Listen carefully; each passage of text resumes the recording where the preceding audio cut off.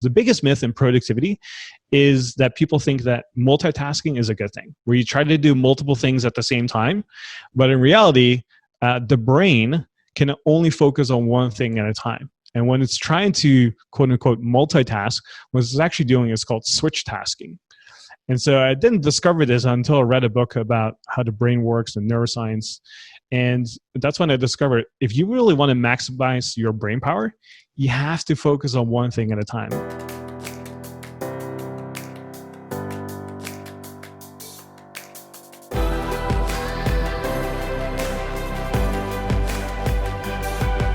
This is BetterWealth with Caleb Guilliams. Dan, welcome to the show, man. Hey, buddy. Good to see you. How are you today? I am just enjoying life. We are not quite opened up like you guys, but it's been a crazy time. We connected. I remember connecting with you, and I wasn't even in Denver. I was with my family at the time. Our internet was kind of sketchy, and I just remember walking away from that being like, you are a guy that I want to become good friends with, mainly because you're an efficiency genius. You have a podcast, you have a blog, you teach people courses on how they can be more efficient. The whole concept of Better Wealth is to ultimately live a more intentional life.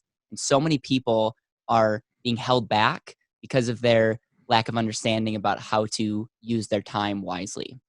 So with that, man, I would love for you to give an overview of your story, why you're so passionate about this. And then I want to jump right into working from home hacks, how people can be more efficient, and just a little bit more of why you do what you do. Yeah, I appreciate you having me on, and I really enjoyed our conversation as well. And for those who don't know who I am, my name is Thanh Pham. I'm the founder and CEO of Asian Efficiency, where we help people become more productive at work and in life. And when people meet me, they always think that because I'm Asian and I'm efficient, that I've always been this way. But honestly, it could be further from the truth, because I actually started documenting when I was learning and studying productivity back in 2008, 2009 on the blog about what I'm learning and how I'm doing things and how I'm discovering all these different tools and life hacks and different things. And so I was a student like everyone else, just interested in becoming more productive at work. And it started for me because I got promoted at work and I got so overwhelmed that I just didn't know what to do. And I was really fearful of losing my job because everything was just going through the cracks. I was just missing out on opportunities, missing clients, dropping clients. I wasn't really responsible. I put on a lot of weight because I was so stressed out. I didn't sleep much. I was missing out on time with family and friends. And so I knew something had to change at some point. So I started studying productivity, read all the books, tried all the different life hacks. And some of it kind of worked for me. Some of it didn't work for me whatsoever. And some of it made my life even worse. And so eventually over time, I kind of figured out my own system now that I now teach at Asian Efficiency, which we call the T framework, which stands for time, energy, and attention. And if you can master all three currencies, you can master your time, you master your energy, you master your attention, then you can live a really productive life. And so that's what I teach now, and that's something I'm super passionate about. Can we jump right into this? Like, I love that you go right to the point. Time, energy, and attention. I know that you have your whole business built around this, so it's we can't cover it all on a podcast. But quickly, in the category of time, what are you covering, and like how can someone walk away with a framework of that method? So most people, when they want to become more productive, oftentimes they'll come to us and say, well, hey, Tan, I don't have a lot of time right now. Or they'll say stuff like, I wish I had an extra hour in a day. Or if I have more time, I could do this. I could start my business, start a freelancing career. I could study on the side. So a lot of people come to us because they want to have more free time, right? And so that's one of the areas I identified where there's a huge opportunity for growth, and then also for just managing time in a way that allows you to do the things you want to do. And like you always talk about, you are the biggest asset. And so time is one of those currencies that we can manage in a way and also influence. We can't really control it because time goes by whether we do something or not, but we can manage it in a way so that we can have more of it in a way. Right. And so one of the things I always teach people is, we want to make sure that we use a calendar and that you are intentional about how you start your day. And one of the things I always talk about is the way you start your day sets the tone for the rest of the day. So start it right, you're going to have a productive day. But start it poorly, you're going to have an unproductive day. So imagine walking into your office, Caleb, and you say, oh man, I don't know what I'm going to do today. I'm so tired. I'm agitated. Somebody cut me off on the freeway. I have this client that's bothering me and I have to do this. And when you're in that kind of state of mind, it's so difficult to be productive and focused, right? Compared to when you walk in and you're saying, man, I'm so excited about life. I know exactly what I need to do. I know what my goals are. I'm excited about them.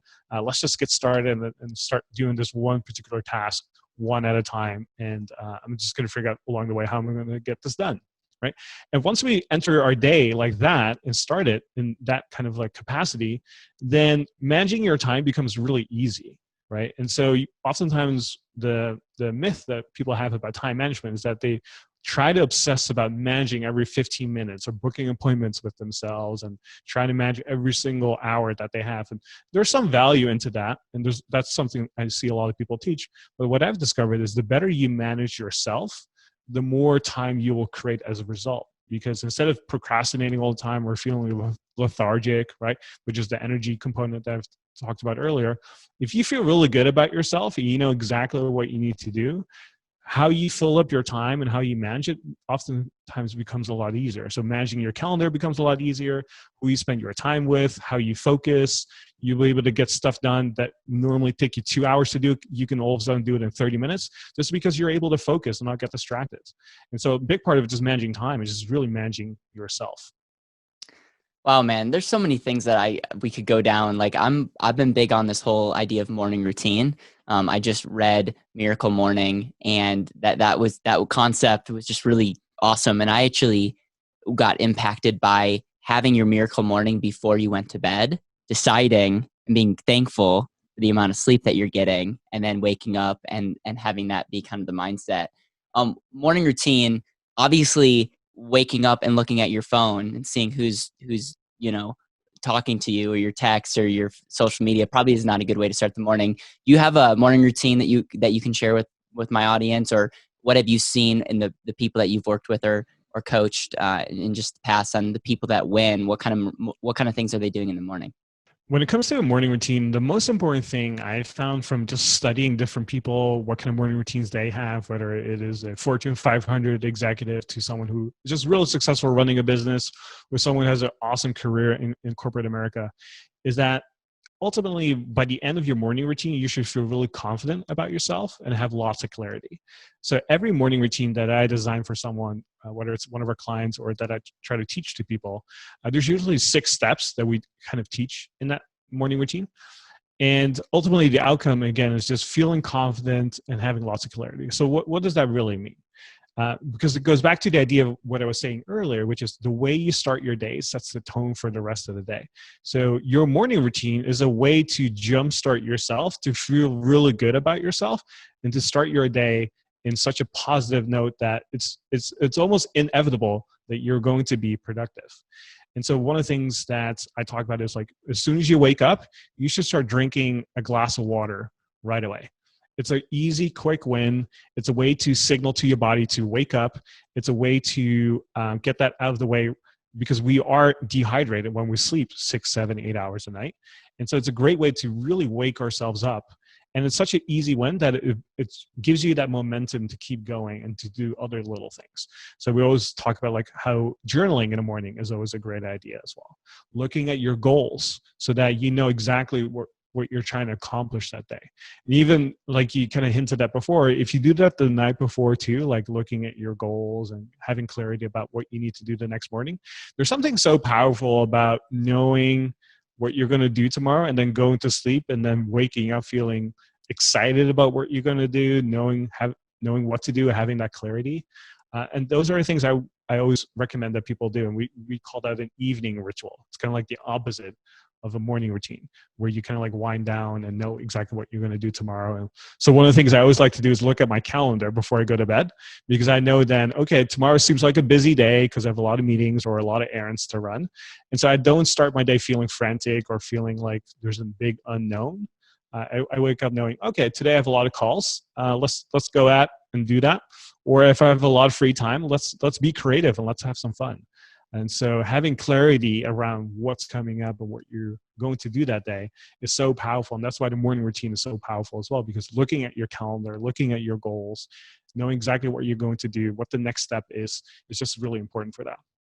I've noticed the difference between waking up being excited for the day versus waking up and not really having a desire or like having any clarity of what's to come. And there is a difference, massive difference. And so one of the things that I just encourage people listening to this is if you're waking up tired, really start doing an audit of why that is. It could be physically, but it could also be that there's just maybe a lack of clarity, or maybe that what you're doing in your life is not actually bringing you fulfillment. So thank you for covering that. So going back to the team method, we covered time. Thank you.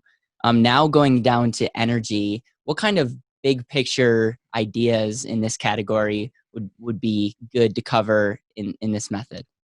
So when it comes to energy, there's three main areas I always recommend people look at.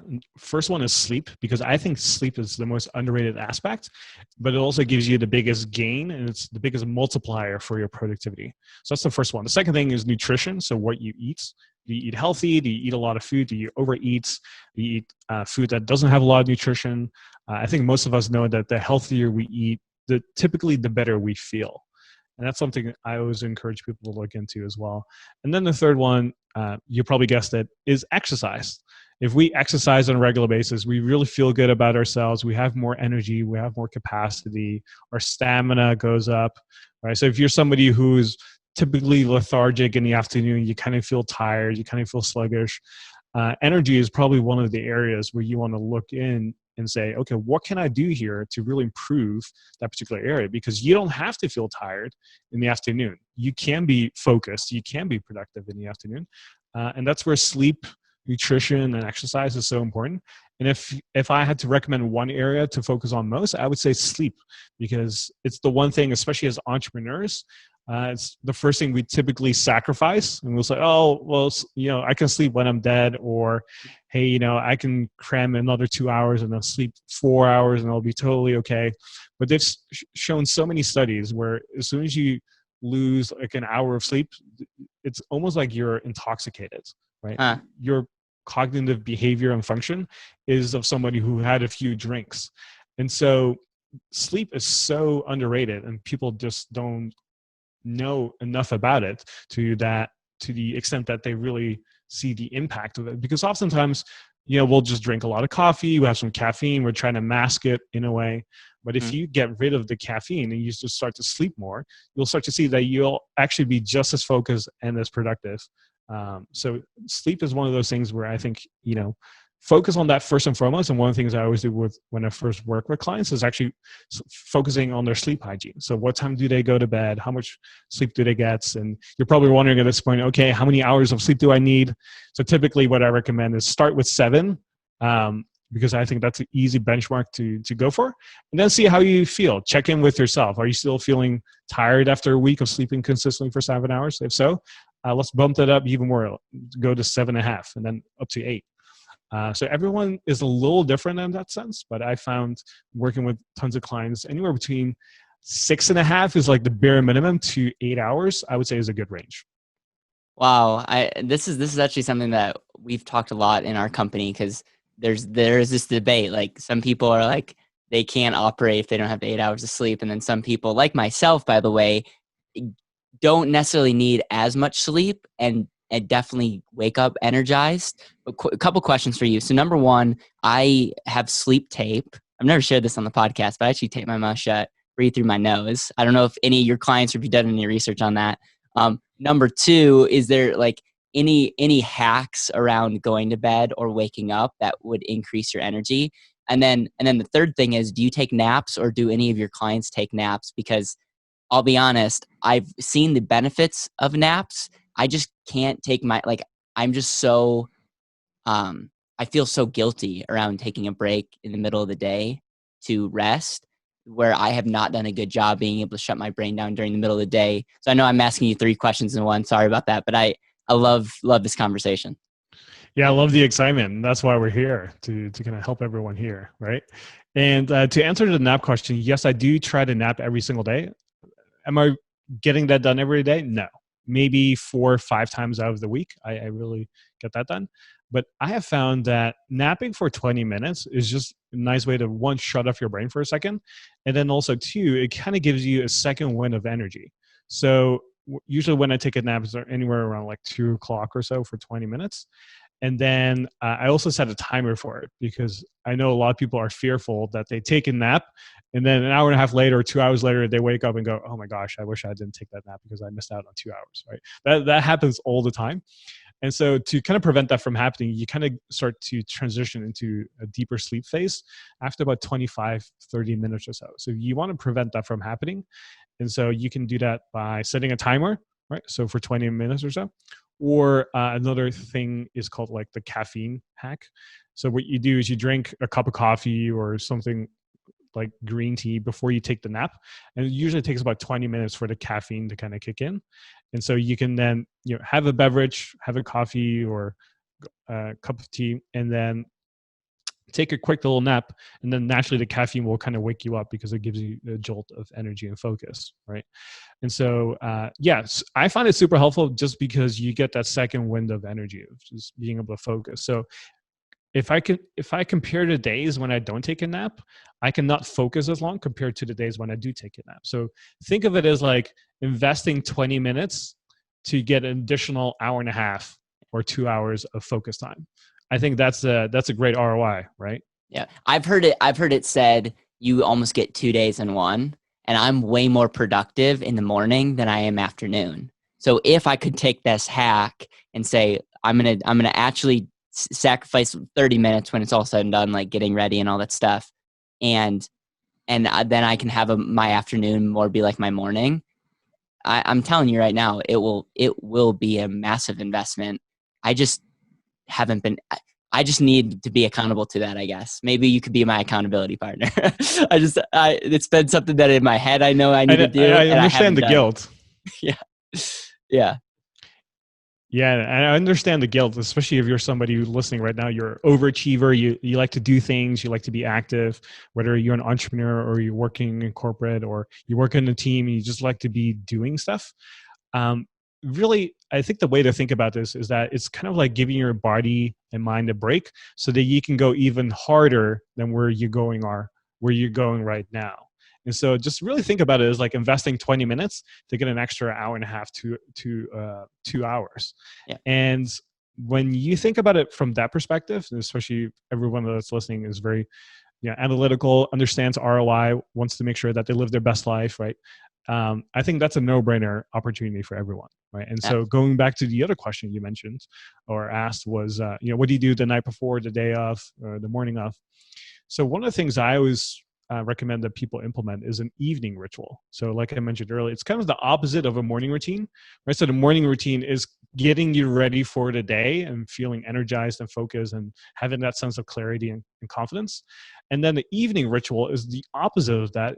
It's helping you wind down to have a really good night of sleep. So it doesn't take more than 30 minutes or so, but it kind of sets you up to have a really good night of sleep.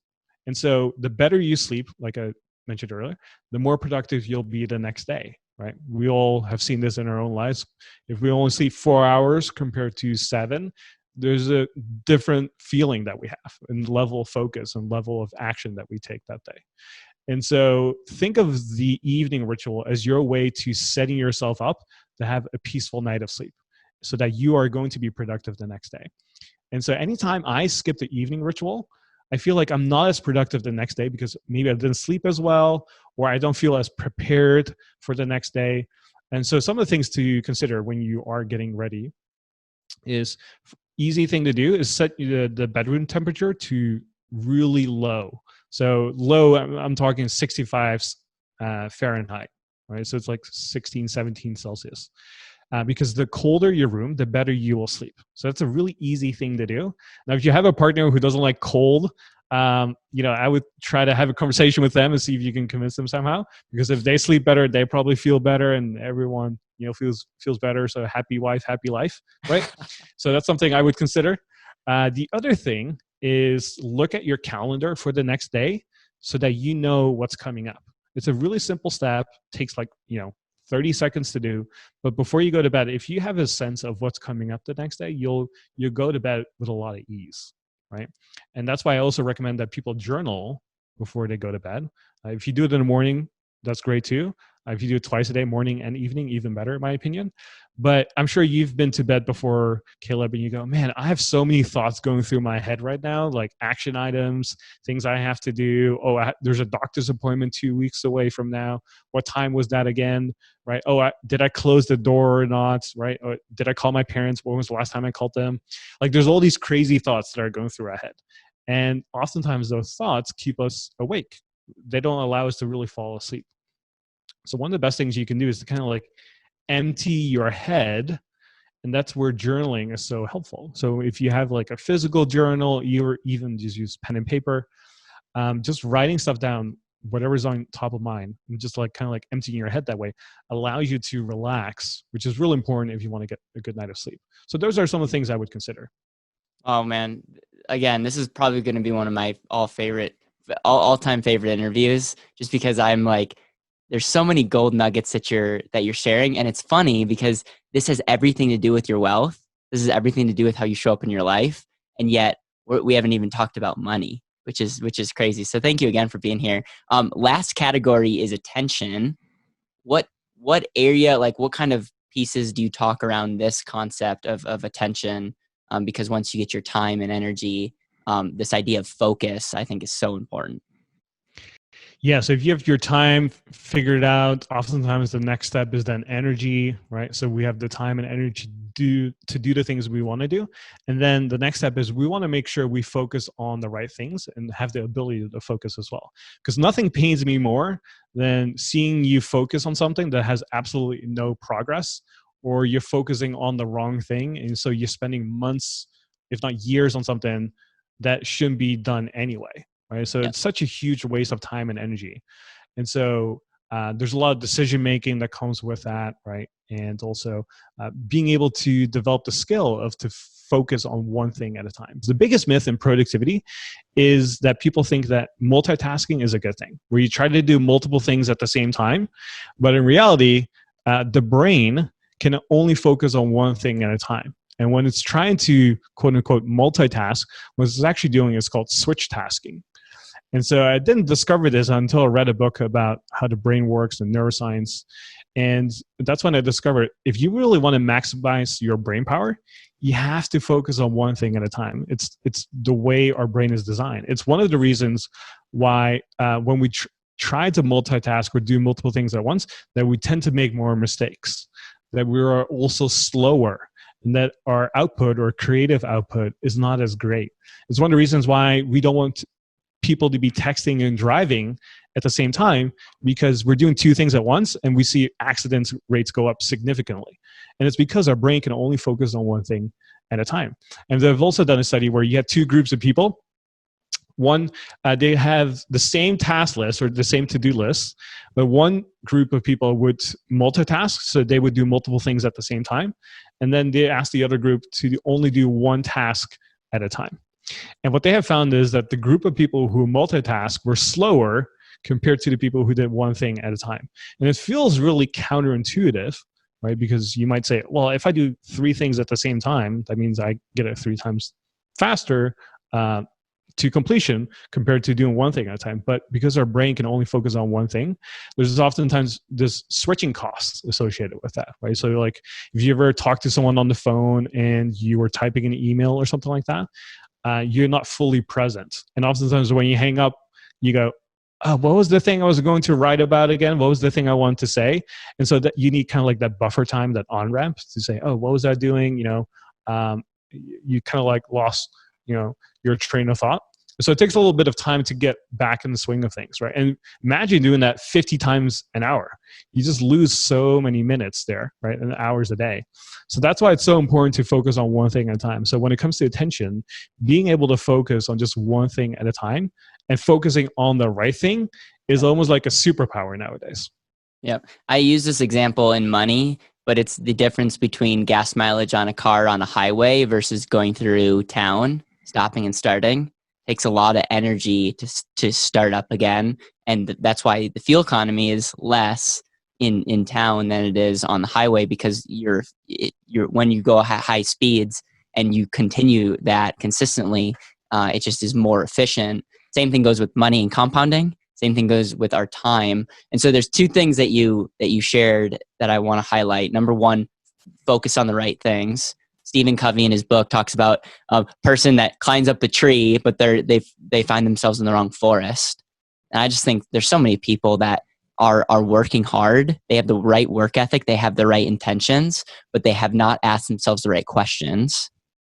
And then the second thing is this idea of multitasking. And I am not, this is another area, like this is a very convicting conversation for me, because it's like, okay, yeah, I need to even check myself in this interview, by the way. I can be 100% focused because I have so many things going on in my brain. And you're right, it doesn't show up well when I'm talking to people. And then there's just so many times throughout the day that I'll get a text, and then that will take me away from what I'm currently doing. And if you actually look at my day, I was not being efficient. So couple things. Number one, what is a good question to ask yourself to make sure that you're not going to wind up in the wrong forest, i.e. spend 20 years of your life and realize you were working towards the wrong goal?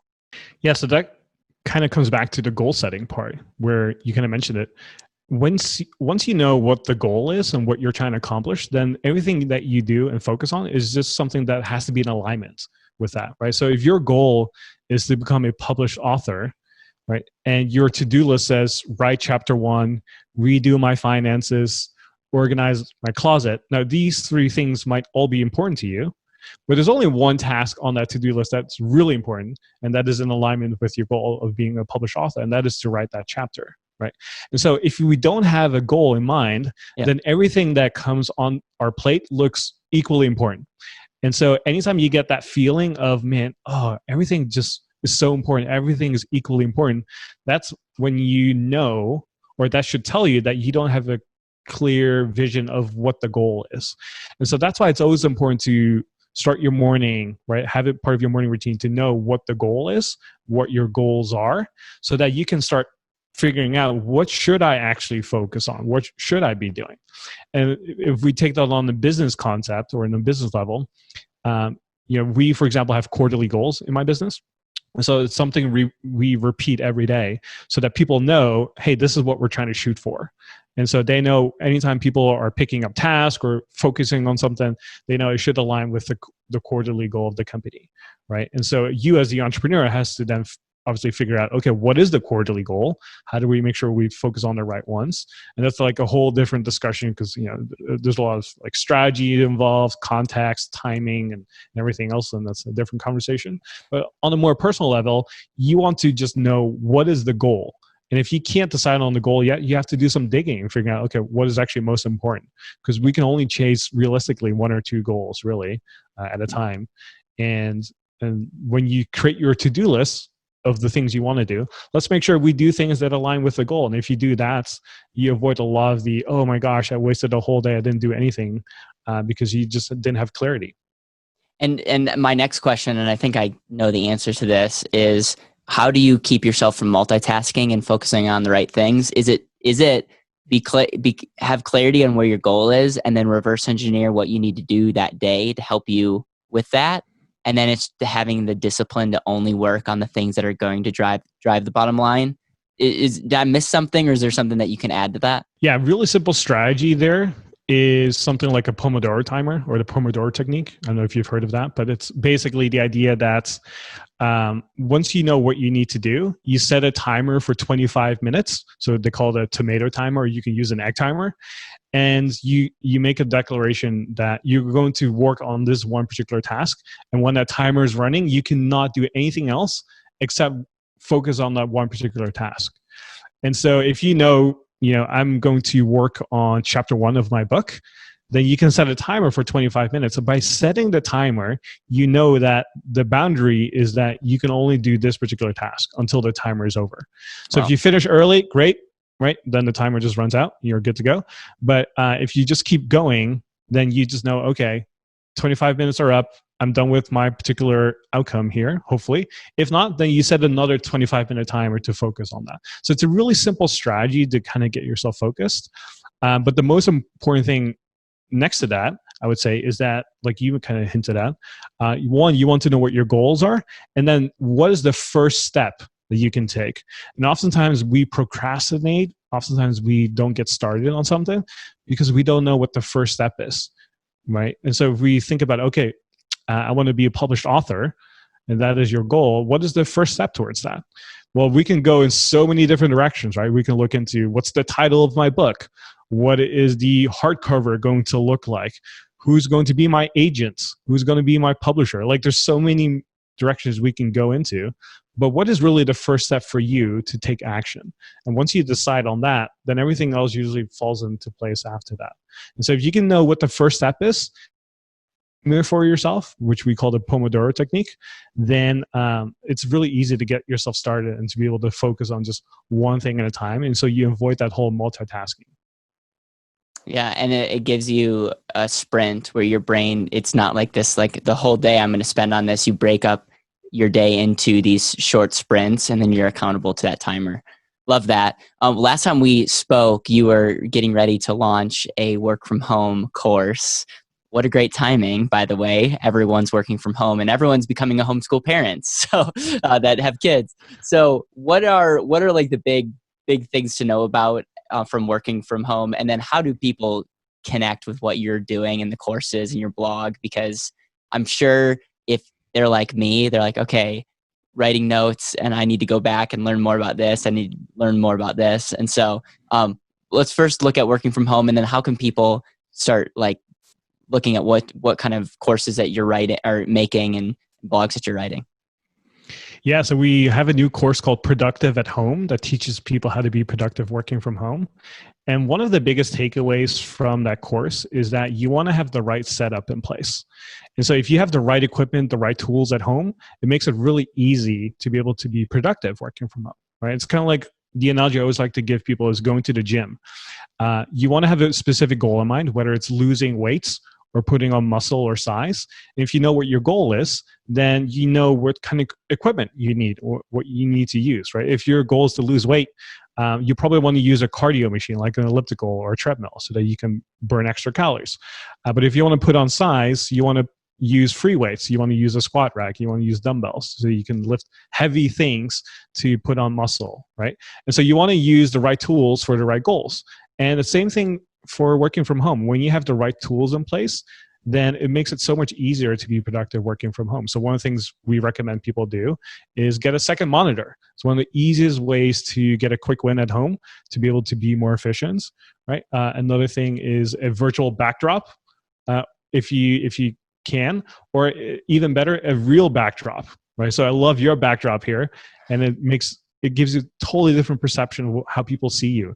If you're like someone who works with lots of clients, then you want your backdrop to represent something that's a little bit more professional rather than someone who works in a garage, right? Because I've worked with clients who do telemedicine, but then they're doctors, but they work out of their garage and it looks like a huge mess. And you can't really demonstrate authority when you have that kind of background. So those are some things to consider, but we cover a lot more stuff in, of course, Productive at Home. And if you want to find out more about Asian Efficiency, what we do, you can just go to asianefficiency.com. That's our main website. And you can subscribe to our email newsletter where we share weekly productivity tips. But we also have a podcast called The Productivity Show, where we share weekly productivity strategies as well. I love it, man. I love it. So now we're going to shift to money. And I'm curious what your thoughts are on this question of how do you define better wealth? Meaning, like, there's a lot of different definitions. For you, what does better wealth mean? To me, better wealth, if I had to summarize that, I would say having the freedom to choose how you want to spend your life. And so money is, to me, like a resource, and it's a resource that allows me to either buy more time, free up more time, or allow me to have more options in life. In a way, it's kind of like oxygen in your business, right? And so when I think about wealth, it's really living my life to the fullest, having the full expression to say, hey, I want to do this with my time. I want to do that with friends. I want to do this with family. And so it's not really like a number thing to me or something numerical. It's really just having the freedom to live my life and make memories and be able to look back when I'm 80 and say, Tan, you lived an amazing life and you had enough money or resources to do all the things you wanted to do. Because at the end of the day, family relationships that we have with people is some things that are most important to me. And so I want to make sure that I have the resources around me to make those things happen. I love that. One of our goals is intentional living, and BetterWealth is all about living your life intentionally. And if you can't do that, or you're not doing that, I don't care how much money you have, you're not living a wealthy life. And I love the alignment there. What is one thing that you're doing right now within your financial life that you're winning in, or like a hack? I feel like you're just filled with hacks. I feel like everything that you do is pretty thought through. So is there anything that you're doing with money that is like a hack and helping you get ahead? Well, one of the best investments I've made are two things. One is getting an executive assistant. So that's the first thing I always recommend people do. Whether you are a small business owner or even when you're working corporate and you have a job, I think it's worthwhile to hire an executive assistant. And the good thing is they're pretty affordable and you don't need them more than 2-3 hours a week just to get started, right? So those 2-3 hours a week can free up 4, 5, 6, 7 hours a week for you, and also for your family as well. So that's one thing I find like such a good return on money spent. The second thing is I spent about, I don't know, $100, $150 a month on a handyman that comes to my place every month, because I'm terrible with like fixing things around my home. There's a painting that might be a little off, or like I need to hang something, and I'm terrible working with my hands, but I'm happy to pay someone every single month to just come in. And sometimes that person will just come in and say, oh, well, I don't have anything really. And then he'll just snoop around and say, oh, what do you think of this? Or what do you think of that? I'm like, great idea. Let's go ahead and do that. So one of the best $100 I will spend every single month is just having a handyman come over and just do random things and fix stuff for me that sometimes I'm aware of and sometimes I'm even not aware of. Yeah, I would encourage everyone, like if you're listening to this, especially if you're in a sales position or you're running your own business, just start calculating what your time is worth. And yes, I see this all the time, man. It's like you're running this business, you have a whole team, and yet you're spending a whole day trying to fix a toilet. And it's like, okay, that's a really expensive project when you really think about it. And I love how you can be intentional about that. And I will say, getting an assistant for myself was a huge leap. And it was almost like, okay, I'm ready to do this. And it's amazing the amount of time that frees up. And it's just headspace, but then also working on the activities that will bring the greatest results in just our business and the impact that I want to have. The way that I love ending the show is talking about what I call the legacy question. And this is you're with the people that you love the most. It's your last day on this earth, and you can pass on one kind of idea and concept through a conversation. What's that conversation going to be? I think for me, that conversation is going to be around bringing people together. I love hosting. I love bringing people together. I love introducing new people to other people. And at the end of the day, having great relationships with people is what makes a big part of our happiness. And so the more we can focus on, even if we go really digital, there's something about being in person. There's something about seeing each other eye to eye. There's something about holding each other, touching each other, being in a physical space with each other that I want to be remembered for, being able to facilitate that amongst people. And so for me, the legacy would be just to bring people together. Dan, I super enjoy this conversation. I really appreciate just what you're doing, your passion for productivity, and just what you're doing even in bringing people together. And it's inspiring me. And I shared this with you last time we talked, but I want to do something like this in Denver and have a platform where we can just build a community of like-minded people that truly want to serve and help other people. It comes across in the way that you communicate and the way that you run your podcast and your blog and your company. And so thank you for spending this time with me. I know you mentioned briefly, but where can people find you? And everything that you mentioned on the show will be also in the show notes. If you're watching this on YouTube, you can check out below, and all the links to Tan's course and podcast and website will be down below as well. Yeah, thanks, Caleb. I really appreciate you having me on. And also, if people want to find out more about me, just go to asianefficiency.com. And we also have a podcast called The Productivity Show. If you go to theproductivityshow.com, you'll find us there as well. Thank you so much.